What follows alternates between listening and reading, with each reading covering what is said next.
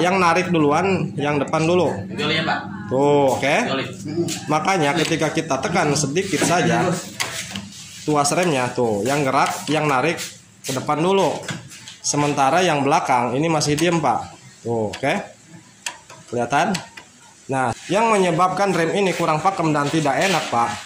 Tuh, setelah ini mulai mendekat ke setang bagian tuasnya, barulah yang bagian rem belakang yang terhubung ke rem belakang kabelnya ini barulah tertarik, sehingga yang mana di sini kurang ada pergerakan, Pak, kurang daya tarik. Walhasil rem tidak bisa pakem di saat ngebut, Pak. Ini. Assalamualaikum warahmatullahi wabarakatuh. Selamat siang untuk seluruh teman-teman pemirsa dimanapun kalian berada. Baiklah, kembali lagi di channel saya Baraya Motor. Kali ini di sini di kesempatan hari ini saya kedapatan masalah di Honda Beat ESP, yang mana permasalahannya untuk di bagian rem belakang di sini, Pak, yang mana remnya kurang pakem dan terasa tidak nyaman. Oke, untuk lebih jelasnya kita tunjukkan di sini, teman-teman. Nah, ini kondisi sudah kita lepas untuk bagian kepala, Pak. Nah, jadi untuk masalah remnya seperti yang kita lihat. Nah, yang mana di sini jarak dari tuas rem ke setang di sini sebelum melakukan pengereman, Pak, di sini sudah dekat jaraknya, sehingga yang mana ketika melakukan pengereman dengan secara mendadak ini tidak akan pakem, Pak. Yang mana motor akan nyelonong ketika melakukan pengereman dengan secara mendadak. Selain daripada itu, ini tidak nyaman, Pak, ya. Nah, barangkali teman-teman mengalami masalah seperti ini khususnya di tipe Honda, entah itu Honda Beat, Scoopy ataupun yang lainnya, mengalami masalah rem tidak pakem dan tidak nyaman. Padahal katakanlah kalian sudah mengganti kampas rem yang baru, tromol juga baru, dan di bagian penyetelannya sudah kalian lakukan penyetelan dengan disetel ulang, teman-teman, ya. Namun masalah rem kunjung tidak sembuh alias tidak pakem dan tidak nyaman ketika direm.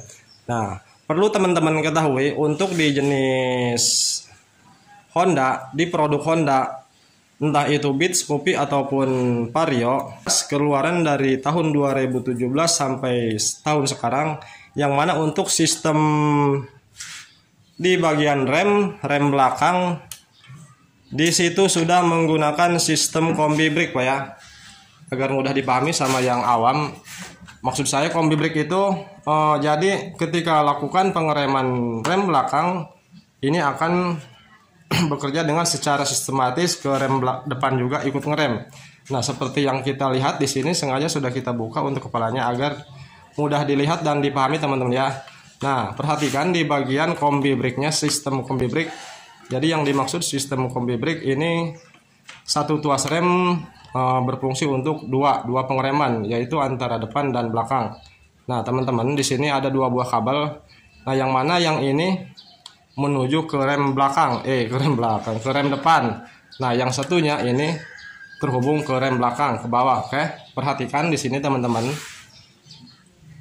Ketika kita tekan tuas rem belakang, nah, perhatikan di sini, yang mana yang bergerak terlebih dahulu yaitu kabel yang menuju ke rem depan. Tuh, perhatikan, Pak, ya. Nah, oke. Kelihatan bergerak, Pak, tuas rem yang terhubung ke rem depan. Nah, untuk sistem seperti ini, kalau misalkan baru-baru, Pak, ini memang sangat nyaman, Pak, ya. Ini memang sangat nyaman kalau masih baru-baru. Namun setelah setengah pemakaian, Pak, ataupun ketika di sini sudah ada permasalahan, Pak, di bagian tuas rem, perhatikan di sini, Pak, ya. Nah, oke. Di sini sudah oglek, Pak, yang mana di sini bisa oglek dikarenakan handle rem ataupun tuas rem ini sudah oblak, sudah aus dari lubang bautnya. Sehingga yang awalnya ini sistem kombi brake, sistem pengereman, ketika ditekan rem belakang dulu yang ngerem gitu kan, ditekan lagi lebih dalam lagi barulah rem depan ngerem. Kalau misalkan masih normal. Nah, kalau misalkan sudah oblak seperti ini, Pak, ketika kita rem justru malah kebalik, Pak. Ketika kita rem, kalau sudah misalkan aus seperti ini, ketika kita rem Justru yang ngerem dulu itu bagian depan, Pak. Perhatikan, Pak ya. Tuh, kita tekan sedikit, truk. Nah, oke, tuh di sini sudah bergerak, Pak. Di sini sudah bergerak untuk kabel yang menuju ke rem depan. Namun untuk ke rem belakang, Pak, ketika tekan sedikit untuk tuas remnya, tuh di sini belum bergerak.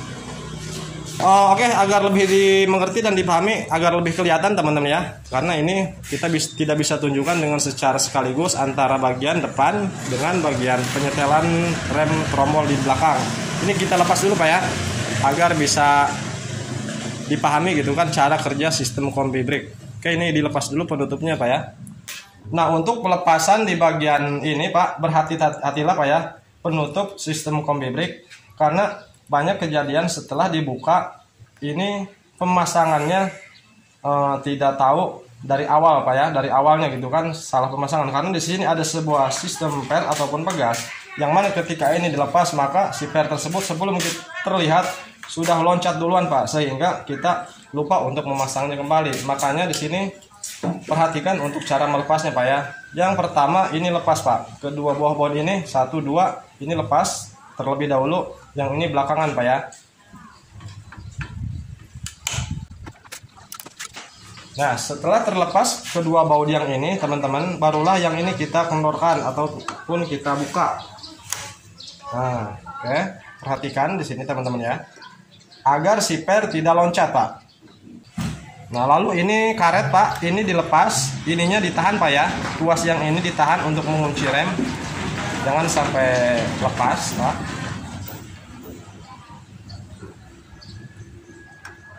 Nah, seperti ini. Lalu ini baru dibuka, Pak.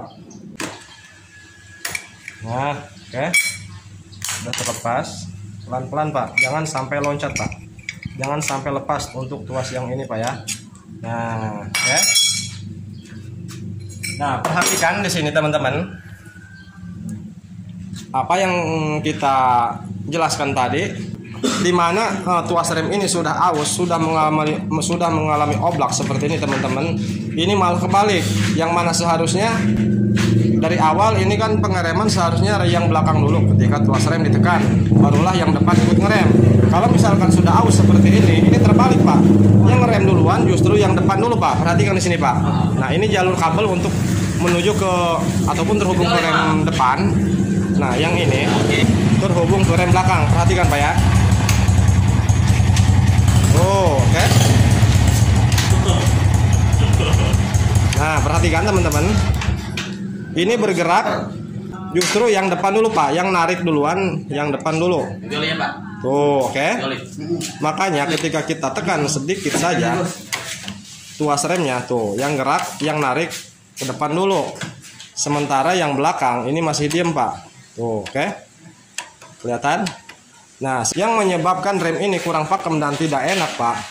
Tuh, setelah ini mulai mendekat ke setang bagian tuasnya, barulah yang bagian rem belakang yang terhubung ke rem belakang kabelnya ini barulah tertarik. Sehingga yang mana di sini kurang ada pergerakan, Pak. Kurang daya tarik. Hasil rem tidak bisa pakem di saat ngebut, Pak. Ini blong, Pak. Tidak akan bisa ngerem dengan secara mendadak, Pak ya.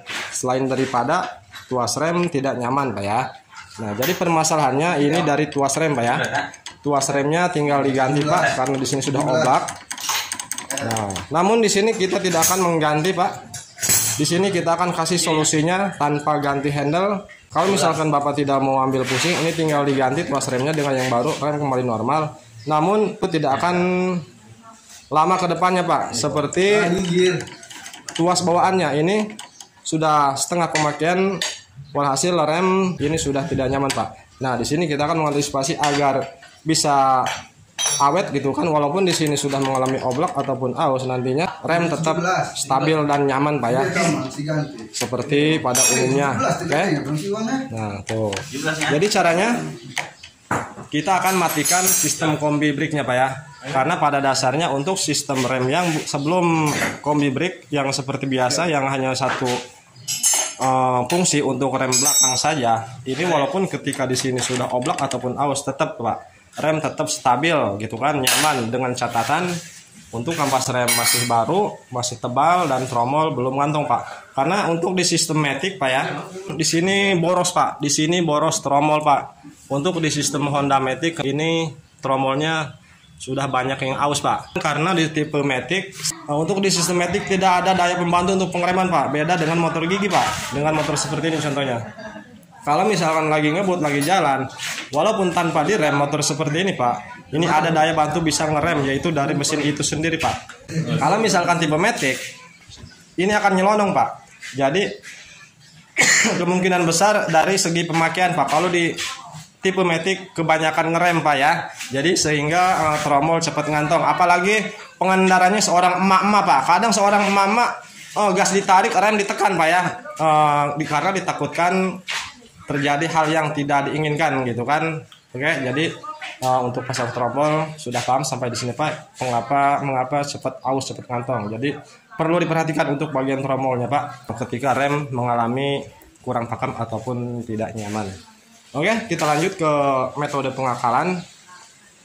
Kita akan mengakali untuk mematikan sistem kombi brake-nya ataupun kita mematikan kabel yang terhubung ke rem depan ini, sehingga nantinya ini ketika kita rem hanya berfungsi untuk pengereman bagian rem belakang saja. Karena untuk di rem depan Pak, di sini sudah memiliki tuas Pak. Walaupun ini dilepas tidak akan mengganggu Pak, tidak akan mengganggu ke rem depan ataupun ke rem belakang, tetap stabil Pak ya.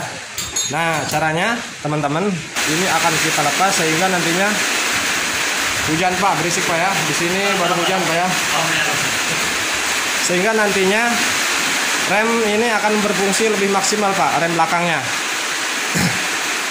Kita akan melepas bagian kabel yang menuju ke rem belakang yang terhubung ke rem depan yang terhubung ke rem depan. Ini caranya teman-teman. Nah, di sini ada mur ukuran 12. Ini kendorkan terlebih dahulu untuk mur 12-nya.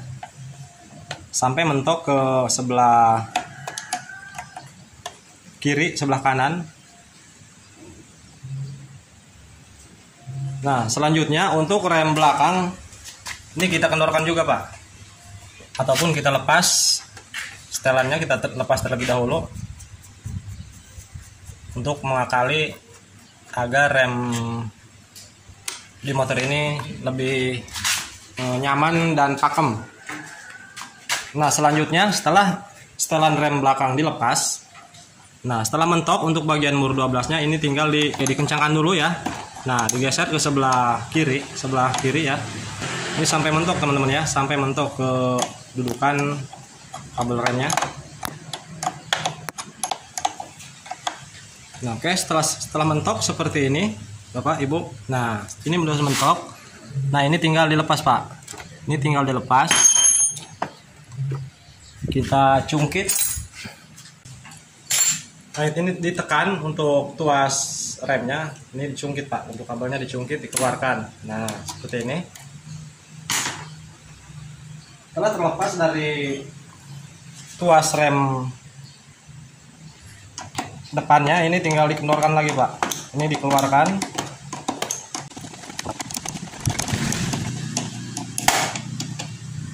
Oke, ini tinggal dicabut ya. Nah, seperti ini teman-teman. Nah, ini akan kita buang untuk kabel remnya, namun di sini kita akan potong terlebih dahulu teman-teman ya.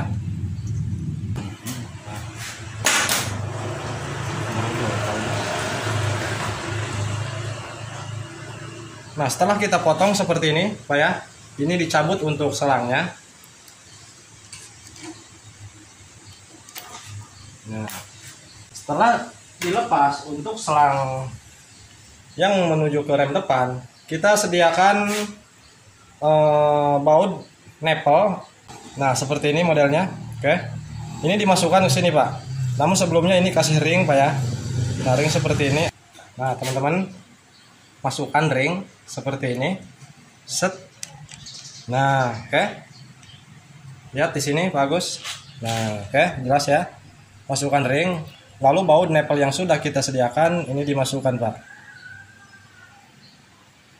Nah, seperti ini. Oke, kelihatan. Nah, lalu ini dikencangkan Pak. Dikencangkan sekuat mungkin, ditarik agar tuas rem yang tadinya untuk menarik ke rem depan ini mati Pak ya. Lalu ini tinggal dikunci Pak. Ini tinggal dikunci.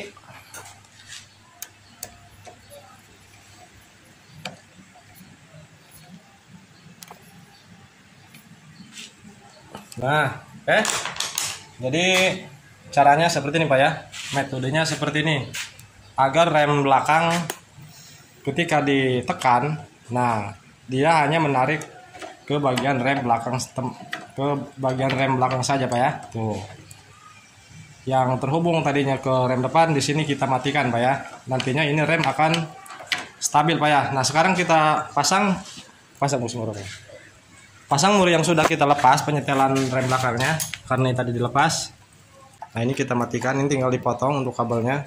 Nah, sekarang untuk pengereman belakang ini lebih pakem Pak ya. Nah, di sini tidak sampai mentok ke bagian setang, yang mana sebelum melakukan metode seperti ini, ketika tuas rem ditekan, nah yang mana pergerakannya yang tertarik dulu ini yang menuju ke rem depan, yang mana hal tersebut akan membahayakan karena ketika kita rem, yang rem depan dulu, barulah yang belakang menyusul. Ini aman, tidak mengganggu ke rem depan maupun ke rem belakang. Karena pada dasarnya seperti tipe sistem rem yang sebelumnya, sebelum kombi brake dikeluarkan, ini sistemnya hanya seperti ini Kak. Untuk rem belakang, khusus rem belakang saja, tidak terhubung atau terkoneksi ke rem depan. Sehingga walaupun di sini ada titik kausan ataupun oblak seperti ini, rem tetap stabil dan pakem teman-teman ya. Oke, ini tinggal ditutup untuk bagian penutup kombi brake-nya, karena kombi brake sudah tidak kita gunakan. Ini kabelnya sisanya tinggal kita potong. Oke, di sini sudah pakem teman-teman. Hidupan bagus. Oke, digas-gas bagus.